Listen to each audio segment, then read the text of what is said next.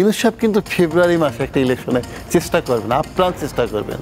তারপরে যদি না হয় তাহলে এপ্রিলে যেতে চাবেন, কারণ তার ওয়াদা।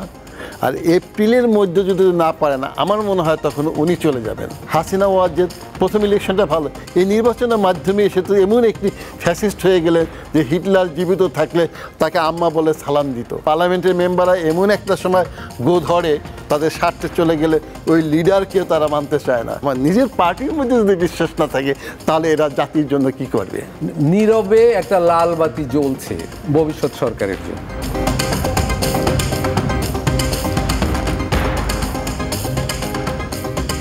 সব রাজনৈতিক দল বা এত বছর ধরে যে আন্দোলন, একটা ভালো নির্বাচন, যে নির্বাচন মানুষ প্রত্যাশা করে, ভালো নির্বাচন বলতে যে গুণগুলো থাকা দরকার সেইগুলো আর কি। কিন্তু ফেব্রুয়ারিতে একটা নির্বাচন হওয়ার সম্ভাবনার কথা বলা হচ্ছে, ডক্টর ইউনূস সেটা বলেছেন। এবং অনেকেই ভাবছে যে যেহেতু 5 তারিখে হবে বর্ষপূর্তি, হয়তো এই সময় কোনো একটা ঘোষণা আসতে পারে। তা এছাড়া কি নির্বাচন নিয়ে আর কোনো আশঙ্কা আপনি দেখেন কিনা? আপনার প্রশ্ন সুন্দর প্রশ্ন হয়েছে। তবে আমি সহজভাবে বলি, ইউনূস সাহেবকে আমি যতটুকু স্টাডি করেছি, উনি একটি ইন্টারন্যাশনাল ফিগার। উনি কিন্তু তারেক রহমান সাহেবের সাথে আলোচনা করার পরে, এটা আমার অ্যানালাইসিস, আর আমার অ্যানালাইসিস ভুল হয় খুব কম। হ্যাঁ, আমি নিজের প্রতি অবশ্য আস্থা রেখেই বলি, কারণ এই হাসিনা ওয়াজেদ বিদায় নেবে সেটা কেউ বলে না। আমি 9 মাস আগে বলেছিলাম কীভাবে ইউনূস সাহেব আসবে, কী করবে। ওইটা আপনাদের ফেস দ্য পিপল আর হলো টেবিল টক ইউকেতে ওটা আছে, এখন দেখতেছে অনেকে। তা আমি অনেকেই বলে যে ইউনূস সাহেব নির্বাচন দেবে না, সত্যি কথা। ইউনূস সাহেব কিন্তু ফেব্রুয়ারি মাসে একটা ইলেকশনে চেষ্টা করবেন, আপ্রাণ চেষ্টা করবেন। তারপরে যদি না হয় তাহলে এপ্রিলে যেতে চাবেন, কারণ তার ওয়াদা। আর এপ্রিলের মধ্যে যদি না পারে না, আমার মনে হয় তখন উনি চলে যাবেন। উনি চলে যাওয়ার পর তখন অন্য চিন্তা ভাবনা শুরু হয়ে যাবে, পুরো এলোমেলো হয়ে যাবে। রাজনৈতিক দলগুলোর মধ্যে ঐক্য আসবে না। জামাত ইসলাম একদিকে যাবে, এনসিপি একদিকে যাবে, ইলেকশন করতে যাবে।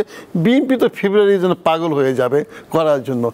আমার মনে হয় ওটাই আমার চোখে ভাসতেছে যে এইটা যদি হয়, রাজনৈতিক দলগুলো যদি ঐক্যবদ্ধভাবে সিদ্ধান্ত না নিয়ে যার সমস্যাগুলি সমাধান করে, তাহলে আরেকটা যে সরকার গঠিত হবে, ওই সরকারটা কিন্তু আমার মনে হয় না তত ভালো হতে পারে। কারণ এই সরকারের একমাত্র ইউনূস সাহেব ছাড়া কারো কিন্তু গ্রহণযোগ্যতা তত নেই। আর 2-1 জনের ছিল, কারো বেশি নেই। আর আগে যারা আমাদের বিশ্ববিদ্যালয়ে 2-1 জন শিক্ষক আছেন, তারা তো ইনশাল্লাহ এমন অপবাদ ইনকাম করেছেন, অর্থাৎ এটা আয় করেছেন ওর মাধ্যমে, কল্পনা করা যায় না। তারপরে কারা আসবে, আমার এটা চিন্তা। সুতরাং কারা আসবে প্রসঙ্গটা তখন আসবে যখন নির্বাচন সরকার ফেল করবে বা নির্বাচন। আমি এই জন্য আপনার আশঙ্কাটা কেন? হ্যাঁ, এই উত্তরে আমি দিয়ে দিচ্ছি। আমার প্রশ্ন, আপনি আরেকটা কথা এখানে বলছেন, নির্বাচনের মাধ্যমে সুন্দর একটি সরকার গঠিত হয়, গণতন্ত্র প্রতিষ্ঠিত হয়। এই নির্বাচনে কিন্তু আবার আমরা কি দেখব, স্বৈরাচার সৃষ্টি করে, ফ্যাসিস্ট সৃষ্টি করে। হিটলারের কথা চিন্তা ভাবনা করেন। একটা পপুলার নির্বাচনের মাধ্যমে, পপুলারিটি নিয়ে হিটলার এসেছিল, কি হয়েছে এই নির্বাচনের মধ্যে দিয়ে। তারপরে আপনি দেখেন হাসিনা ওয়াজেদ প্রথম ইলেকশনটা ভালো, এই নির্বাচনের মাধ্যমে এসে তো এমন একটি ফ্যাসিস্ট হয়ে গেলেন যে হিটলার জীবিত থাকলে তাকে আম্মা বলে সালাম দিত। তাহলে এই যে নির্বাচন শুধু গণতন্ত্র প্রতিষ্ঠা করে না, নির্বাচন কিন্তু আবার ফ্যাসিজমও তৈরি করে। সেইখানে কিভাবে প্রতিহত করতে হবে, সেইখানে প্রতিহত করার জন্য ইনস্টিটিউশনগুলোকে আপনার ক্ষমতা দিতে হবে, ইনস্টিটিউশনের প্রতি শ্রদ্ধা থাকতে হবে, এবং ইনস্টিটিউশনকে যেন মান্য করে এবং তার যা মর্যাদা যেন ক্ষুণ্ণ না করতে পারে, সেই দিকে রাজনীতিটা আপনার অগ্রসর হতে হবে। কিন্তু আমি ব্যক্তিগতভাবে রাষ্ট্রবিজ্ঞানে ছাত্র হিসেবে দেখতেছি ওদিকে কিন্তু অগ্রসর হচ্ছে না। অনেক এখানে ত্রুটি আছে। এই ত্রুটিগুলিকে আপনার যদি মীমাংসা না করে এই রাজনৈতিক দলগুলো যারা 24-এর অভ্যুত্থানে একই মত নিয়ে অগ্রসর হয়েছে, তাদের কিন্তু আলাপ আলোচনা করতে হবে খোলা মন নিয়ে, এবং তাদের স্যাক্রিফাইস করতে হবে অনেকের, যে এইটা আমার পার্টি থেকে এইটুকু স্যাক্রিফাইস করে আমি জাস্ট দেশের দিকে তাকিয়ে কাজ করতে হবে। ব্যক্তির চেয়ে যে কথা আমরা বলি, দল বড়, দলের চেয়ে জাতি বড়, ওই দিকে তাকাতে হবে।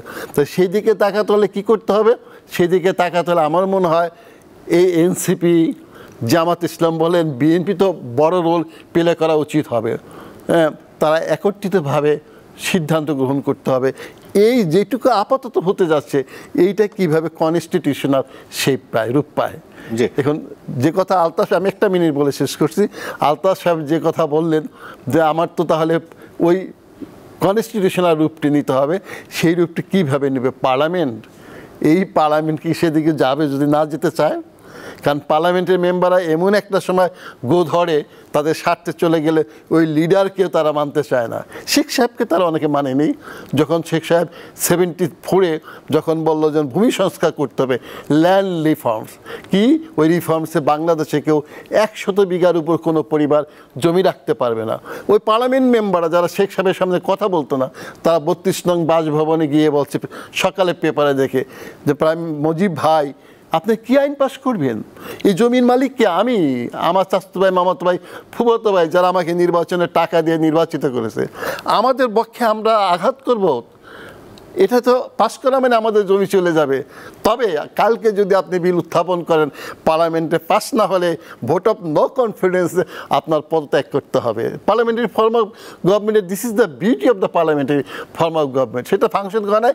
পরে কী করলো, শেখ সাহেব বললো ওই পরিবার না, কোনো ব্যক্তি বাংলাদেশে 100 বিঘার উপর জমি রাখতে পারবে না। পাস হয়েছে জনতা রিফর্মস, পাস হয় নাই।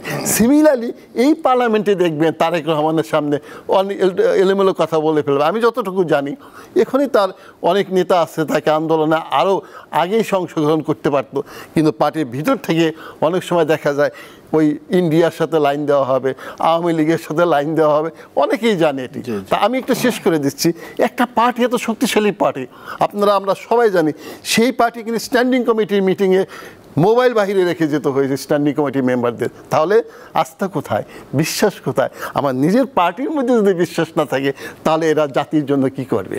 যে এই যে আলতাফ পারভেজ যেটা বললেন যে জুলাই ঘোষণাপত্র যেটা হয় যতটুকু হয়, যদিও দুর্বল বলছেন যে এটা দুর্বল একটা ঘোষণাপত্র হবে, তার কারণ মানে আকাঙ্ক্ষার তুলনায় অতি নগণ্য, তারপরও যদি তার এই স্বীকৃতি, আইনি স্বীকৃতি বা সাংবিধানিক স্বীকৃতি না থাকে তাহলে তো এটা ওই কাগজে কোনো মূল্য নেই। এরপরেও যদি যারা ক্ষমতায় আসবে তারা এসে যদি এইটা বাস্তবায়ন না করে, ইভেন আইনি স্বীকৃতি থাকার পরেও, আইনে তো আমাদের দেশে কত কিছুই আছে, বাস্তবায়ন তো করে না, যে করবে এর কোনো নিশ্চয়তা আছে? আর যদি না করে তাহলে কি হবে? ওকে, আমার মনে হয় এক্ষেত্রে একটা আশার ব্যাপার আছে। সেটা হলো ইতিহাস তো এগোয় এবং কোনো আন্দোলনই ওই অর্থে ব্যর্থ হয় না। 24-এর আন্দোলনও ওই অর্থে ব্যর্থ নয়, এমনকি এই নগণ্য জুলাই ঘোষণার পরেও। যদি জুলাই ঘোষণা সংবিধানে অন্তর্ভুক্ত নাও হয়, যদি এর আইনি জোর নাও থাকে, কিন্তু গত বছর জুলাই আগস্টে যেই দাবি দেওয়াগুলো সমাজে ছিল সেগুলো কিন্তু বীজ আকারে সমাজে থেকে যাবে। ফলে আগামীতে যেই সরকারই আসুক তারা অতীতের মতো কিন্তু স্বৈরাচারী সরকার হতে পারবে না, অতীতের মতো লুটপাট করতে পারবে না, অতীতের মতো মানুষের গলা টিপে ধরতে পারবে না, গুম খুম এগুলো করতে পারবে না। আমাদের এই বাহিনীগুলো আগের মতো আচরণ করতে পারবে না। মানে সমাজে ওই দাবি দেওয়া, 24-এর ওই চেতনা, 24-এর ওই অভিজ্ঞতা, আকাঙ্ক্ষাগুলো কিন্তু জীবন্ত আকারে, বীজ আকারে থেকে যাবে।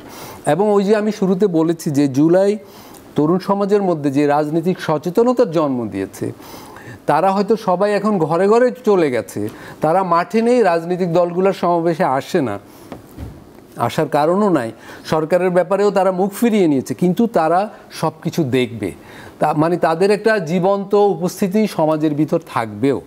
ফলে আগামী সরকার যদি জুলাই সনদ বাস্তবায়ন না করে এবং জুলাই সনদের বাইরে যেই শত শত আকাঙ্ক্ষা, মানে ঐকমত্য কমিশনের ওই সংস্কার কমিশনের রিপোর্টগুলোতে যে সুপারিশগুলো আছে সেগুলো কিন্তু বারবার ফিরে আসবে সমাজে। এবং আগামী সরকার এগুলো বাস্তবায়ন না করলে ছাত্ররা আবার বা মানুষও আবার রাস্তায় নামবে। ফলে সরকারের জন্য আমি বলবো একটা নীরবে একটা লাল বাতি জ্বলছে ভবিষ্যৎ সরকারের জন্য।